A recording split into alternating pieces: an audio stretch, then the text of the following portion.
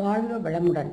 நாம் இறைவனுக்கு எவ்வளவோ பூஜைகள் செய்கிறோம். இறைவன் மேல் உள்ள பக்தியால் சில பூஜைகள் ஆடம்பரமாக செய்ய வேண்டும் என்றும் நினைப்போம். காசு பணம் கையில் கொஞ்சம் இருந்தால் கூட கடன் வாங்கியாவது பூஜையை நடத்த வேண்டும்.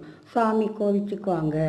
நம் உள் மனதுக்குள்ளேயே ஒரு சுறுசுறுப்பு, சந்தோஷம். சாமி வைத்திருக்கும் இடத்தை பார்த்து பார்த்து சுத்தம் செய்து, ஐயோ இன்னும் கொஞ்சம் பூ வாங்கியிருக்கலாம், சாமி ரூமுக்கும் கிச்சனுக்கும் நடந்துக்கிட்டே இருப்போம். ஆனால் நம்ம காலையிலேருந்து எதுவும் சாப்பிட மாட்டோம்.